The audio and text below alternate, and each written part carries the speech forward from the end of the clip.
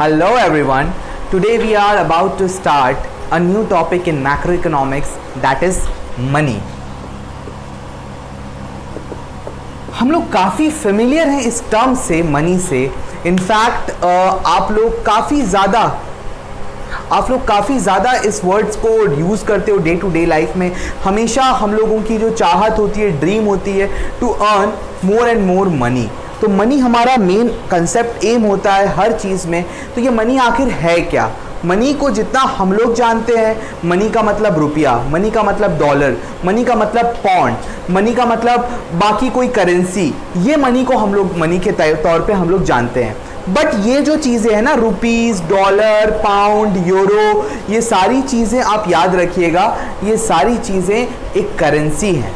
ये मनी का एक टर्म है, एक टाइप ऑफ मनी है. तो मनी एक्चुअली किसको कहा जाता है, तो हम लोग उसको एक डेफिनेशन में पढ़ते हैं. तो पहला जो डेफिनेशन आता है वो प्रोफेसर क्रॉथर का है. तो according to Crowther, money is anything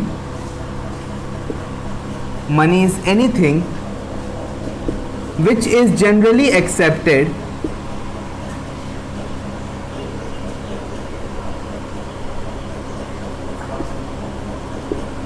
as a medium of exchange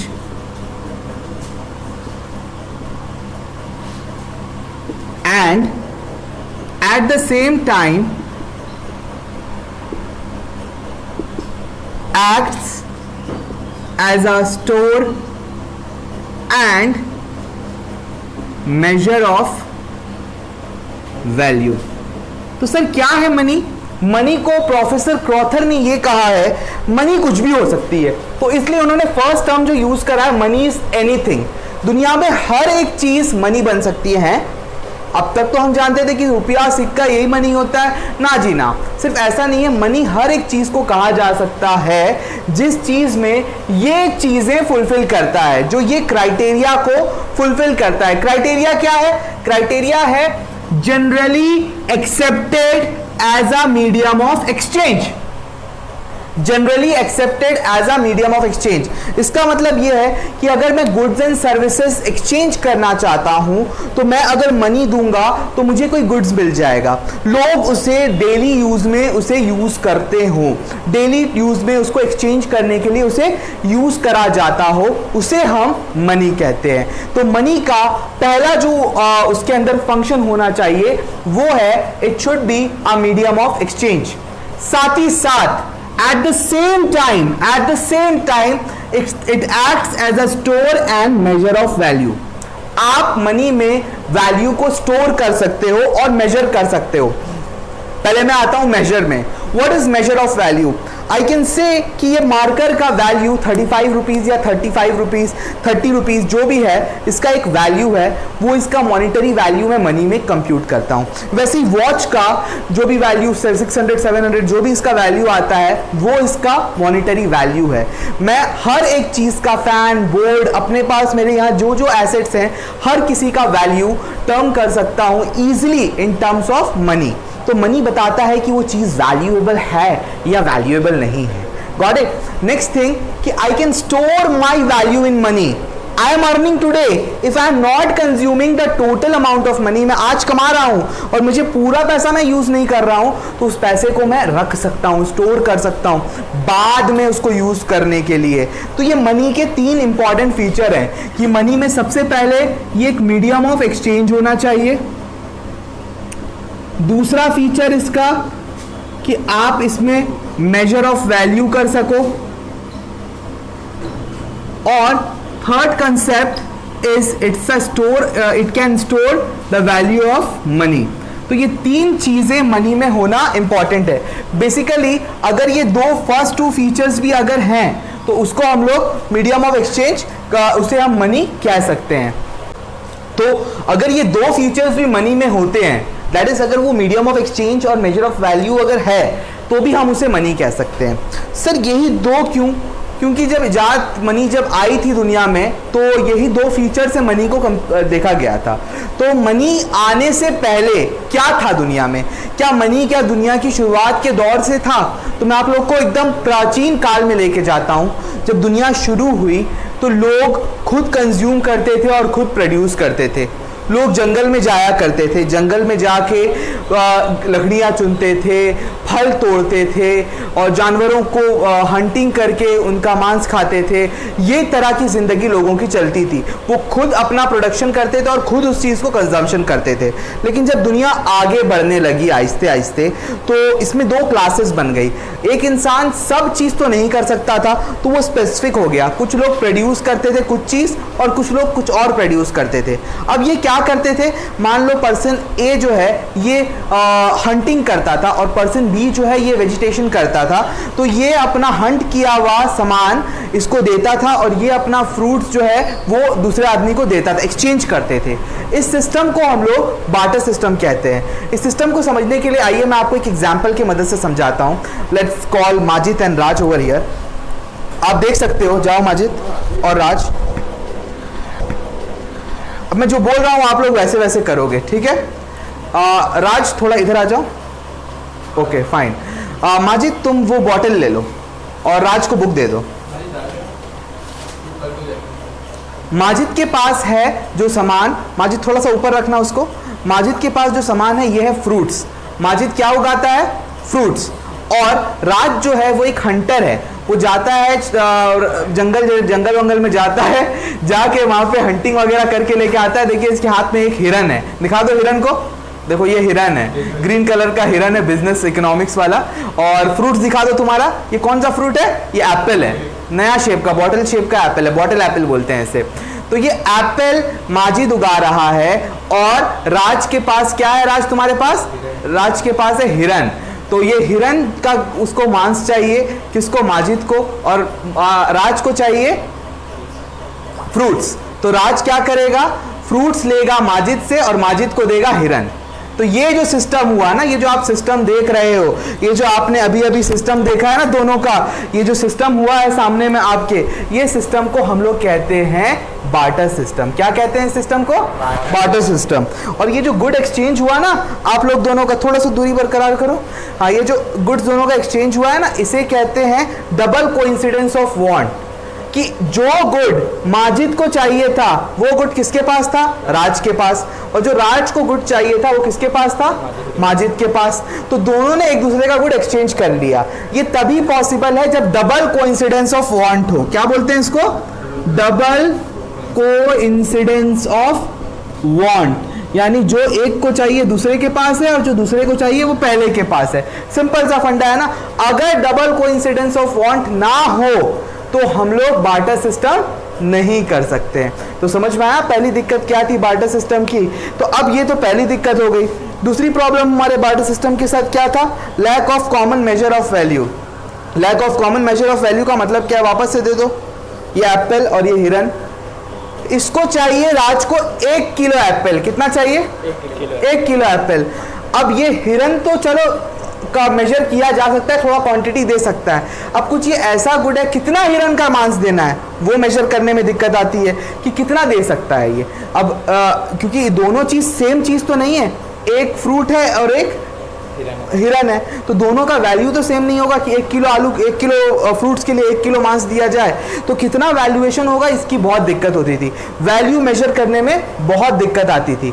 third इसमें इशू ये आता था कि कुछ चीज़ें इनडिविजिबल होती थी। जैसे कि आपका तो ये कटा हुआ हिरन है मान लेते हैं, लेकिन अगर ये पूरा एक आपका जानवर रहता है जो मतलब कि मान लो राइडिंग करने के लिए एक हॉर्स है, वो है आपके पास, तो उस हॉर्स को क्या आप तोड़ के दे सकते हो?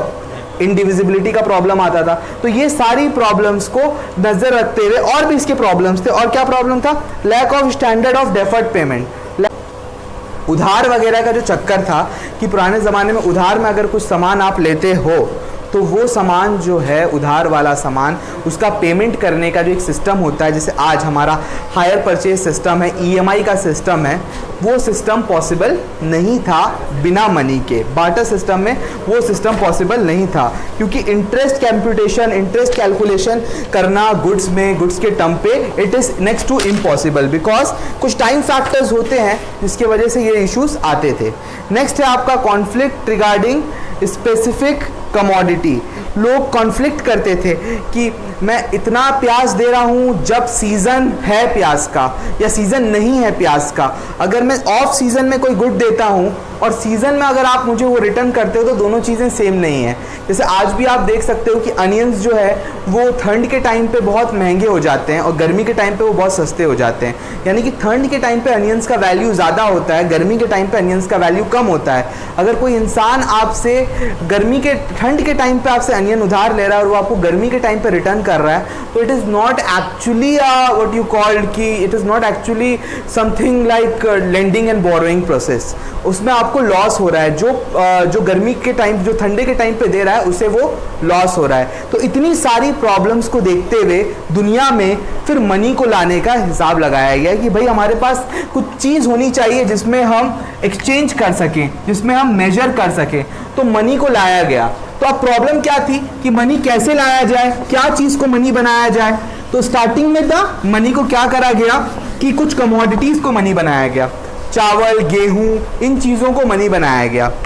फिर उसके बाद में एनिमल्स को मनी बनाया गया कि बकरी, गाय, बैल, ये जो डेली यूज़ में जो जानवर आते हैं इनके टर्म्स में भी गुड्स एक्सचेंज होने लगे। पर इसमें प्रॉब्लम ये आने लगा कि ये पेरिशेबल थे, ये सड़ जाते थे। तो इसकी वजह से आप स्टोर नहीं कर सकते थे इसमें वैल्यू को। तो इस चीज़ को ओवरकम करने के लिए जो कॉस्टली मेटल होते हैं, कॉइन्स का इस्तेमाल यूज़ करा गया, टोकन मनी बनी। लेकिन फिर उसके बाद इसमें इतना कॉस्टली मेटल लगता था, इसको चीप करने के लिए फिर उसके बाद पेपर मनी आया एंड इवेंचुअली लास्ट में आके जो आप डिजिटल मनी यूज़ कर रहे हो, इलेक्ट्रॉनिक मनी, ये इस्तेमाल में आया। इस तरीके से इवैल्यूएशन ऑफ मनी हुआ। इवैल्यूएशन ऑफ मनी आपके पार्ट ऑफ सिलेबस तो नहीं है, बट आप जान के रखो तो आपके लिए बहुत ज़्यादा बेटर होगा। पॉज करना।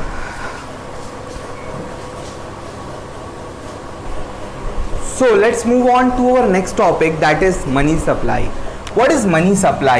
ये काफ़ी important topic होता है money topic का, money supply. तो what is money supply? Money supply is the total stock of money, total stock of money held by the public, held by the public at a point of time. एक point of time पे लोग कितना money hold कर रहे हैं उसे हम बोलते हैं मनी सप्लाई। एक चीज आपको याद रखना है कि पब्लिक का मतलब होता है यहां पे इंडिविजुअल्स एंड प्राइवेट बिजनेस, या तो आप बोलिए individuals and business firms.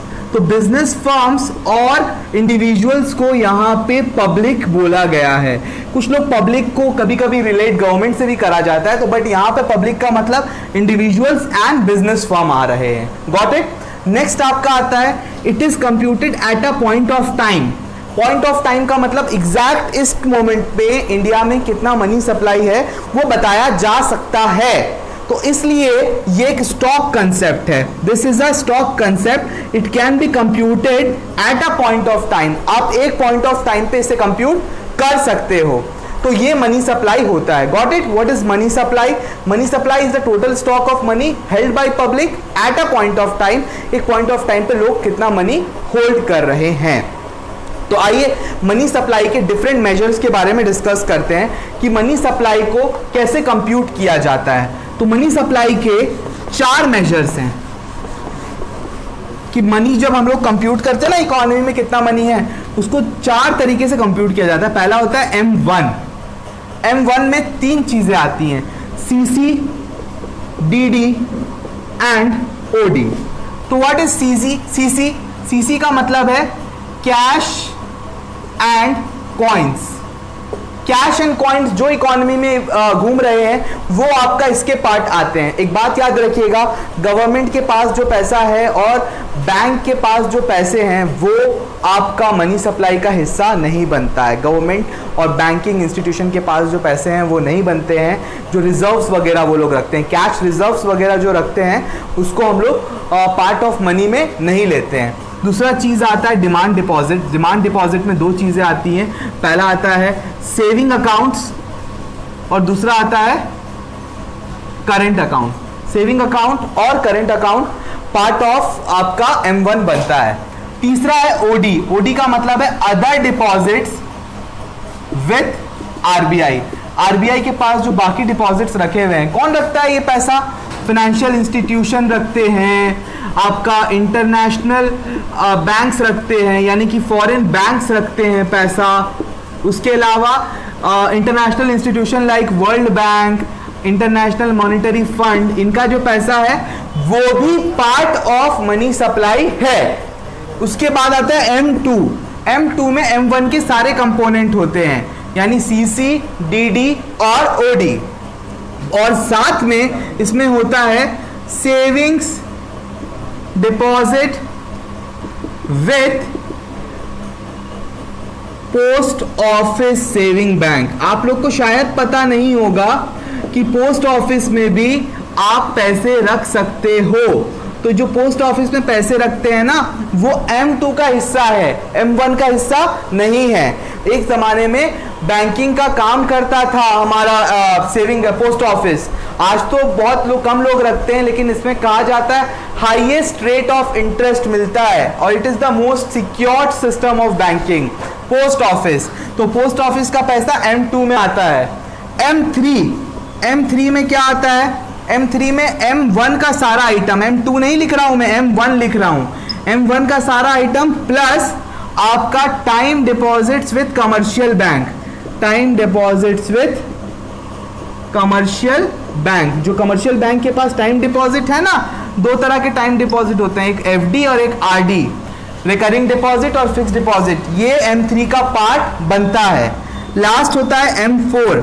M4 में क्या आता है? M4 में M3 के सारे आइटम, यानी CC, DD, OD plus TD, और साथ ही साथ आपका आता है ऑल डिपॉजिट्स, या टोटल डिपॉजिट्स लिखूंगा मैं, total deposits with post office. चाहे वो टाइम हो, चाहे वो सेविंग हो, वो सारे आते हैं। बस एक चीज नहीं आती, याद रखिएगा, एक्सक्लूडिंग नेशनल सेविंग सर्टिफिकेट्स।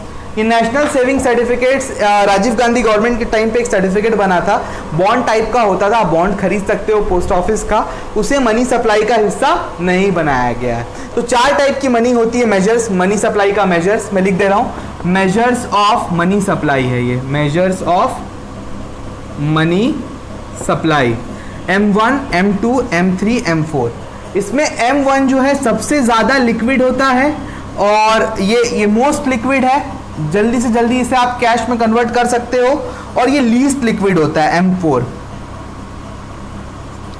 दोनों फर्स्ट 2 M1 और M2 को नैरो मनी कहा जाता है, क्योंकि इसमें बहुत कम चीज़ें आती हैं, और नेक्स्ट 2 को ब्रॉडर मनी कहा जाता है, क्योंकि इसमें काफ़ी ज़्यादा चीज़ें इसमें पार्ट ऑफ मनी बन जाती हैं।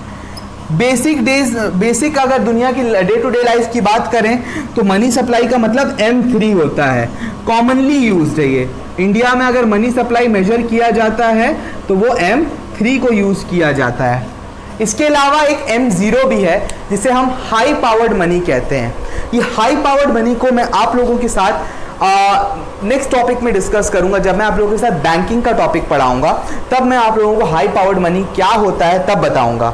उसके अलावा फंक्शंस ऑफ मनी, अभी जो नया सिलेबस आया है उसमें फंक्शंस ऑफ मनी सिलेबस में नहीं दिया है, इसलिए मैं नहीं पढ़ा रहा हूँ, लेकिन हाँ मैं इसको गो थ्रू करूँगा। अगर ये पार्ट ऑफ सिलेबस हुआ तो नेक्स्ट वीडियो में या कोई और वीडियो में मैं फंक्शंस ऑफ मनी को भी ला दूंगा और आपके साथ डिस्कस कर लूँगा। आज की क्लास हम यहीं एंड करते हैं। नोट्स में व्हाट्सएप में सेंड कर दिया हूँ, तो उसे देखिएगा, लिख लीजिएगा, और कोई डाउट रहे तो मुझसे पूछिएगा। तो आज की क्लास यहीं एंड करते हैं। Thank you very much and bye bye.